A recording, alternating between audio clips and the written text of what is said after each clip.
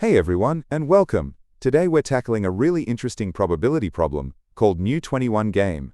It sounds like a card game, and it kind of is. We're going to break down the rules, figure out a smart way to calculate the odds, and walk through the code step by step. Let's get started. Alright, let's look at the problem description. The main goal is to figure out the probability of a specific outcome in a simple card game Alice is playing. We're given three numbers, n, k, and maxPts. So here are the rules. Alice starts at 0.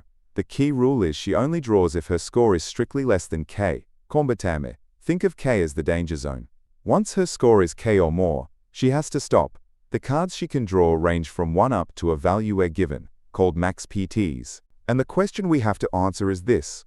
What's the chance that when she finally stops drawing, her score is less than or equal to n?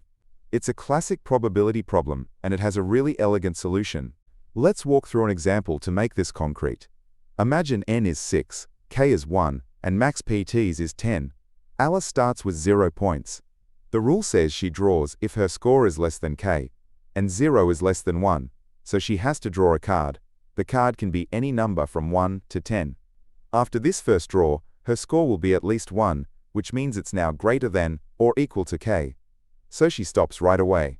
We want to know the chance her final score is 6 or less. Well, the winning scores are 1, 2, 3, 4, 5, and 6. That's 6 favorable outcomes out of 10 total possibilities. So the probability is 6 divided by 10, which is 0.6. This kind of problem, where we're building up a result based on previous outcomes, is a perfect fit for dynamic programming. Let's define a state. We'll say that dp of I represents the total probability of ever landing on a score of exactly I. Our final answer will be the sum of these probabilities for all the scores where Alice would stop, from k up to n. So how do we calculate the probability for a score I? Well, to get to I, Alice must have been at some previous score, let's call it j, and then drawn a card with the exact value needed to reach I. Remember, she only draws if her score j is less than k. Neater, the chance of drawing any specific card is 1 divided by maxPts. So, the probability of reaching score I is the sum of probabilities of all the valid previous scores, each multiplied by the chance of drawing the right card. If we just translate that logic directly into code, we'd get a nested loop.